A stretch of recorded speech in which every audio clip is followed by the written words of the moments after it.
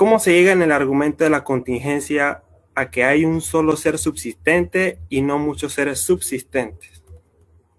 Bien, a ver, para resumir el argumento de la contingencia y dar contexto a los que no estén tan familiarizados, el argumento de la contingencia se corresponde con la tercera vía de Santo Tomás de Aquino y parte del hecho de la contingencia de los seres. O sea, que hay seres que existen pero dependiendo de otros para existir. Por ejemplo, yo dependo de la existencia de mis padres para existir. Si mis padres no hubieran existido, yo no existiría, ¿no? Si mis padres no se hubieran conocido, yo no existiría. Así de simple. Entonces soy contingente. Al mismo tiempo tengo frente a mí una computadora, pero por ejemplo, si no se hubieran dado los procesos tecnológicos de descubrimiento de las computadoras, la computadora como ente individual que es no existiría.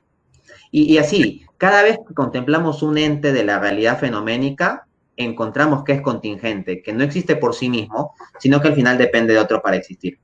Entonces, en la tercera vía se encuentra con que para fundamentar la existencia de los seres contingentes se requiere llegar a un ser del cual dependan los demás seres, pero que ese mismo ser no dependa de otros para existir.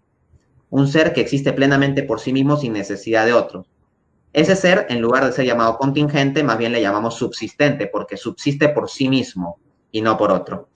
Y claro, ese ser, en el argumento tomista, se identifica con Dios. Entonces, claro, una objeción que alguno podría poner es, oye, pero ¿por qué hay que decir que hay un solo ser subsistente y no muchos? Se puede dar respuesta a tal objeción.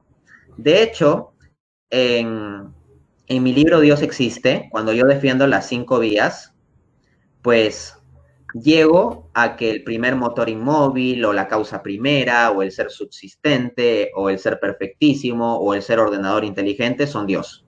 Cada uno de ellos se corresponde con Dios.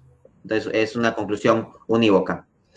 Pero en la parte precedente, o sea, antes de la parte 2 de mi libro en que trato las 5 vías, hay la parte 1, capítulo 2, donde trato los atributos de Dios. Explico que la definición de Dios es que Él es el ser subsistente y muestro que del concepto de ser subsistente se derivan todo un conjunto de atributos.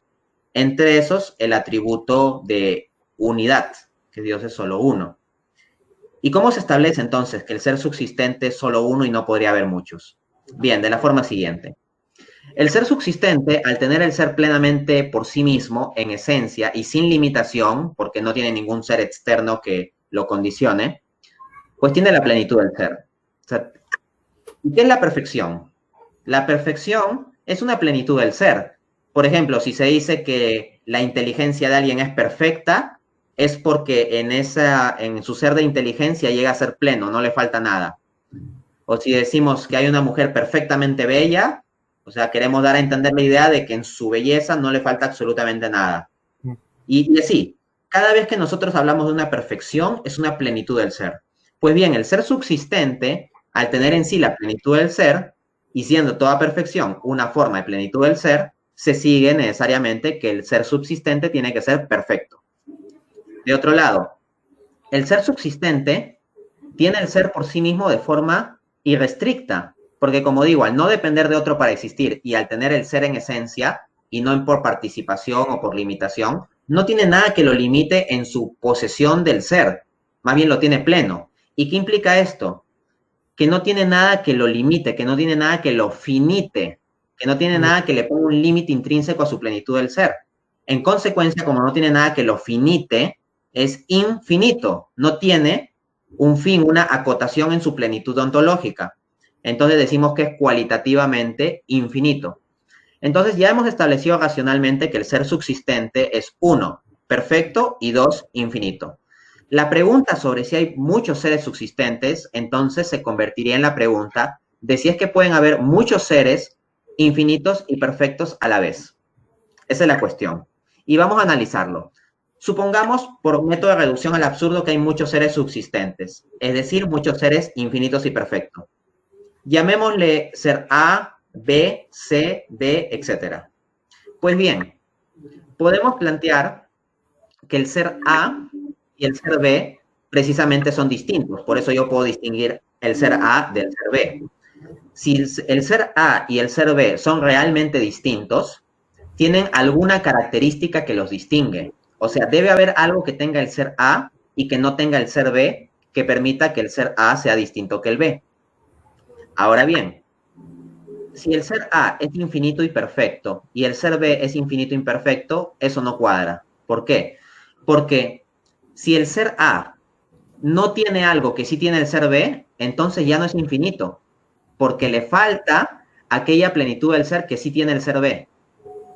Y tampoco es perfecto, porque le faltaría aquella perfección del ser que sí tiene el ser B.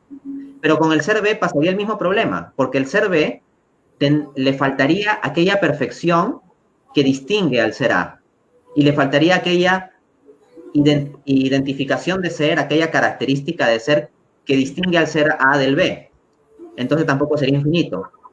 Entonces no puede haber más de un ser que sea infinito y perfecto, porque si hubiesen varios seres distintos, infinitos y perfectos, tendrían que distinguirse en algo, pero si se distinguiesen en algo, a cada uno le faltaría algo que el otro sí tiene, pero si a cada uno le falta ontológicamente algo, entonces ya no son infinitos ni perfectos. De hecho, ninguno tendría la plenitud del ser, porque a cada uno le faltaría lo que el otro sí tiene, y por lo tanto, al faltarle la plenitud del ser, ya no serían el ser subsistente por definición. En consecuencia, se demuestra que no puede haber una multiplicidad real, distinta de seres subsistentes. Más bien, lo que se encuentra aquí, por el principio de identidad de los indiscernibles, es que ha de haber un único ser subsistente. O sea, si no hay absolutamente ninguna distinción que se pueda plantear, pues son el mismo ser, constituye un mismo ser. Y así tenemos que el ser subsistente necesariamente ha de ser único. Asombrosa pregunta, Dante. La siguiente pregunta sería, ¿por qué habría que aceptar que el ser subsistente es un Dios omnipotente, omnisciente, personal, etcétera, y no otra opción como el uno de Parménides o el Apairón de Anaximandro? Bien, interesante cuestión. A ver, primero comencemos estableciendo por qué el ser subsistente tendría que tener las características que atribuimos en el teísmo clásico. Esto no es arbitrario. Partiendo la definición de ser subsistente en la parte 1, capítulo 2 de mi libro Dios existe, deduzco, no supongo, sino deduzco lógicamente que el ser subsistente tiene que tener necesariamente 14 atributos. Y esos 14 atributos son los que identifican a Dios en el teísmo clásico. Explayarme en explicar cada uno de los 14 sería muy largo. Por lo pronto, en mi respuesta a la pregunta anterior, ya he mostrado que el ser subsistente tendría que ser infinito y perfecto. Entonces ya con eso se tiene un avance. Pero veamos, por ejemplo, en la pregunta se dice la omnipotencia. Pues bien, acá tenemos el principio de que el poder se sigue al ser. ¿Cómo es esto? Un perro, por ejemplo, tiene cierto poder. Un perro tiene un poder, por ejemplo, de morder, el poder de ladrar. Entonces, los poderes del perro se siguen de su naturaleza perruna. El poder sigue al ser. Yo como ser humano tengo ciertos poderes. El poder de pensar, el poder de hablar, el poder de escribir. Pero nuevamente, los poderes que yo tengo como ser humano se siguen de mi ser. Porque si yo tengo el poder de pensar, es porque en mí hay la cualidad del ser de poder pensar. Entonces, el poder se sigue al ser. En consecuencia, si hay un ser que tiene la plenitud del ser, ¿no? El ser subsistente, por consecuencia lógica, tiene que tener entonces la plenitud del poder, porque como ya hemos dicho, toda forma de poder no es más que una referencia de plenitud del ser operando. Luego, la perfección de omnisciencia. Ya hemos demostrado que el ser subsistente es perfecto. Pues bien, debemos preguntarnos, ¿qué consideramos nosotros desde la razón más perfecto? ¿Los seres inertes sin conocimiento o los seres conscientes? La respuesta obvia es que es más perfecto en la escala del ser los seres conscientes, o sea, los seres que tienen conocimiento. Y de entre los seres conscientes, ¿a quiénes consideramos más perfectos? ¿A los que tienen más conocimiento o menos conocimiento? La respuesta obvia es que consideramos más perfectos a quienes tienen mayor conocimiento. Entonces, si ya hemos mostrado que el ser subsistente es plenamente perfecto y el tener conocimiento es una perfección, se deduce necesariamente que el ser subsistente tiene que tener la plenitud del conocimiento, la totalidad del conocimiento. Y esa es la omnisciencia, así directo. Luego, el más problemático tal vez puede parecer que sea un ser personal, pero ya hemos tenido un avance, porque ¿qué es un ser personal? Un ser personal es un ser que tiene la capacidad de pensar y de tener deseos, o sea, un ser que tiene intelecto y voluntad. Pues bien, ya hemos demostrado que el ser subsistente tiene intelecto, porque si no tuviera intelecto no podría tener conocimiento, pero ya mostramos que es omnisciente. Entonces solo quedaría mostrar que tiene voluntad. Y el procedimiento es similar. Miren, ¿qué consideramos más perfecto? ¿Los seres inertes que no toman decisiones ni nada o los seres que toman decisiones? Consideramos más perfecto en la escala de ser los seres que toman decisiones. El ser humano, por su capacidad de agencia, de tomar decisiones libres, se considera más perfecto que una mera piedra, por ejemplo. Entonces, lo que podemos preguntarnos en una siguiente instancia es esto. De entre los seres libres, ¿cuáles consideramos mejor? ¿Los que tienen plena libertad o los que tienen la libertad muy condicionada o guiada por instintos? Consideramos mejor a los que tienen la libertad de forma más plena. En consecuencia, el ser subsistente, al ser perfecto, tiene que ser pues un ser con voluntad en grado sumo. Y al ser un ser con tal cualidad, pues tiene voluntad. Y si tiene intelecto y tiene voluntad, por definición es un ser personal. Entonces vemos que el suponer que el ser subsistente se identifica en concreto con el dios del teísmo clásico no es una suposición vacía o arbitraria, se deduce. Ahora, yo en mis debates no me puedo ponerme a explayar en explicar cómo el ser subsistente cumple cada una de las 14 características. Ni siquiera en esta entrevista me puedo explayar en eso. Por eso lo que yo hago es presentar mis argumentos de forma resumida y ya yo dejo que si el ateo me quiere poner la objeción, ahí yo saco mi carta debajo de la manga. Porque si no, no me va a dar tiempo de exponer argumentos. Me voy a pasar exponiendo un solo argumento y ni lo voy a terminar, ¿no? Entonces eso. Ahora, refutemos rápidamente a los otros candidatos que se ponen como posible ser subsistente. A ver, en vez del dios del teísmo clásico, que sea el uno de Parménides. ¿Por qué no puede ser el uno de Parménides? Parménides, este filósofo presocrático, planteaba que absolutamente toda la realidad constituía un único ser indiferenciado, que todas las cosas eran el mismo ser. Y eso suena muy raro, porque yo realmente me siento distinto de la computadora. Y claramente yo concibo que yo, Dante Urbina, soy distinto de Daglio. Y Daglio concibe que es distinto de yo. Entonces nosotros vemos que las cosas son distintas y cambian, son distintas, diversas y mudables.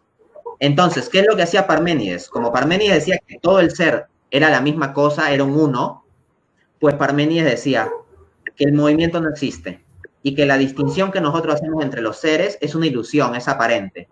Entonces Parménides se vio en la necesidad de negar el movimiento y negar la distinción de los seres, cosa que es absurda a la luz de nuestra razón natural más básica. Nosotros vemos claramente que los seres son distintos y efectivamente experimentan cambio o movimiento. Entonces el uno de Parménides no es un buen candidato. Uno dirá, oye, pero el dios del teísmo clásico, ¿acaso no es un solo ser? ¿No tendría el mismo problema? No, la respuesta es que no, porque el dios del teísmo clásico no es un solo ser que se identifica con el universo o el mundo, como sí lo hace el uno de Parménides, sino que el dios del teísmo clásico es un ser trascendente al mundo. Entonces, que el mundo sea múltiple y distinto no contradice que Dios sea uno, porque Dios está en otro plano. Entonces, todos los problemas del monismo filosófico o monismo ontológico, que concibe que toda la realidad vendría de un único componente, no son problemas para el teísmo clásico, porque en el teísmo clásico Dios es trascendente a este mundo fenoménico. Luego, veamos el otro candidato, el Apeirón de Anaximandro. ¿Cuál es el problema? Bueno, sobre el Apeirón de Anaximandro sería como un principio único que da origen a toda la realidad múltiple, ¿ya? El problema es que ¿cuál es la explicación de que un principio único, impersonal, porque el uno de Anaximandro es impersonal, dé origen a una realidad múltiple? ¿Cuál es la explicación? ¿Por qué un principio único impersonal daría origen a una realidad múltiple? No hay explicación. No hay ningún mecanismo que nos justifique eso. Porque si el principio es único y es impersonal, todo debería mantenerse como ese principio único y fin de la historia. No tendría por qué haber toda esa dinámica. De ahí que el texto de Anaximandro tenga que caer en una suerte de poesía, llegando a poner un esquema como que el calor hace injusticia al frío y el frío hace injusticia al calor y hay como una especie de lucha. ¿Cómo está eso de atribuir injusticia al calor y al frío? Tiene que llegar a esa especie de mitologizaciones y no se llega a una justificación real de la multiplicidad de los seres. En cambio, en el teísmo clásico no se presenta este problema. ¿Por qué? Porque Dios es un ser único que da lugar a una realidad múltiple, pero Dios es un ser personal. Entonces, un ser personal sí puede elegir libremente dar lugar a una realidad múltiple, diversa y cambiante. Un ente impersonal no tiene potencialidad para generar esa diversidad. No hay razón para que lo haga. En cambio, de un ser personal como Dios, sí se puede decir que si Él por su voluntad quiere transmitir su bondad en distintos grados, en distintas escalas de seres, puede hacerlo. Y esa es la visión del teísmo clásico. Por lo tanto, el ser subsistente sí cumple con las características de Dios en el teísmo clásico y no puede ser bien reemplazado por el uno de Parménides o el Apeiron de Anaximandro.